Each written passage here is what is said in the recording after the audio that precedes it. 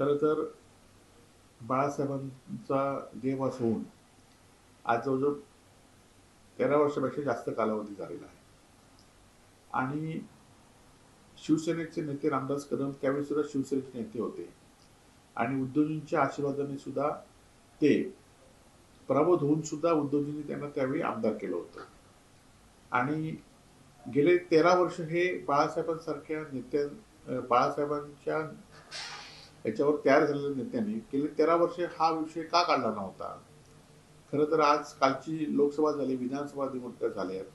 या निवडणुकीमध्ये वेगवेगळ्या मार्गाने आपण निवडणूक जिंकला तरी पण उद्धव बाळासाहेब ठाकरे आज ठामपणे उभे आहेत आणि त्यामुळे आता isakal.com आहे देशातील नंबर 1 ची मराठी न्यूज वेबसाईट. प्रत्येक अपडेटसाठी isakal.com ला नक्की भेट द्या.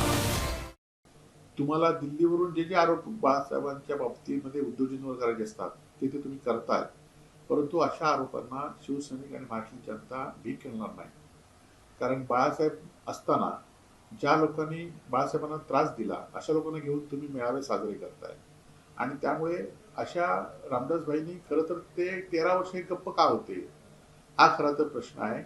आणि आज एकीकडे तुमची सगळी सत्ता असताना सुद्धा शिवसेनेचा दसरा मेळावा कालचा शिवाजी पार्कचा दसरा मेळावा केवढा मोठ्या पद्धतीने उत्साहाने साजरा झाला आणि तुमचा मेळावा मात्र आमच्या आरोप करण्यामध्ये झाला.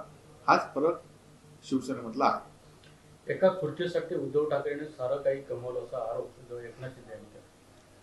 खरं तर त्या खुर्चीसाठीच आपण त्यावेळी शिवसेनेचे विधिमंडळाचे नेते होतात, आम्ही आपल्यावर आमदार होतो, परंतु त्यावेळी भारतीय जनता पार्टीवर बसायचं नाही, भारतीय जनता सत्तेत बसायचं नाही असं आपण सर्वांनी ठरवलं होतं आणि त्याला अनुमोदन तुम्ही दिलं होतं.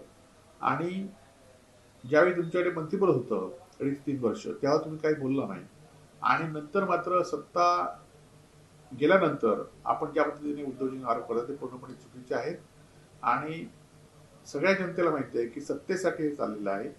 आज भारतीय जनता पार्टी ज्या पद्धतीने देशामध्ये राज्यामध्ये अराजकता माजवते त्याला उद्धवजींनी योग्य पद्धतीने विरोध केला आहे आणि सगळ्या देशातल्या राजकारण्यांच्या पक्षांना एकत्र आणण्याचं काम उद्धवजी करतायत. म्हणूनच तुम्ही आमच्यावर आरोप करताय.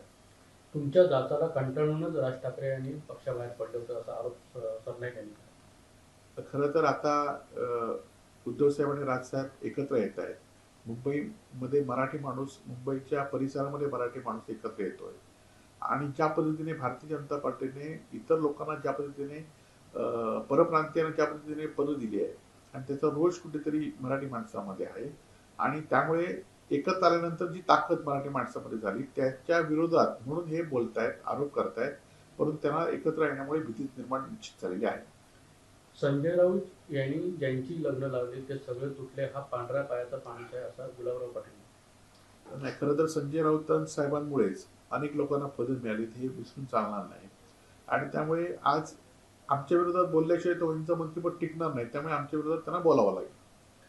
सॅनिटरी पॅडवरती आदित्य ठाकरेंचे फोटो लावले होते. रश्मी वहिनी मुलाला हेच संस्कार दिले का? शिंदे गटाच्या ज्योती वाघमारेंनी टीका केली. ज्योती वाघमारेंना ज्या पद्धतीने कलेक्टरांनी फोटो लावताना जे झापलंय ते जिल्ह्यातल्या आणि राज्यातल्या जनतेने बघितलं आणि त्यामुळे नेहमीच राजकारण करणाऱ्यांच्या विरोधात आम्ही काय बोलणार.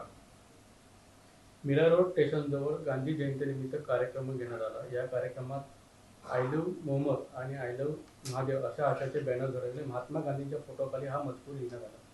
खरं तर आता ह्या राज्यामध्ये अनेक प्रश्न असताना सुद्धा हे वेगळ्या प्रश्नाकडे राजकीय हे करतायत. आज राज्यामध्ये बेकारी, महागाई, दुष्काळ, ओला दुष्काळ ह्या सगळे प्रश्न असताना कुठेतरी दुसऱ्या दिवसाकडे हे करतात.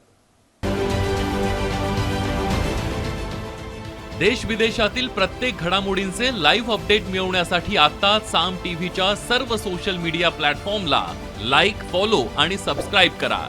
तसंच सर्व नोटिफिकेशनसाठी बेल आयकॉन प्रेस करायला विसरू नका.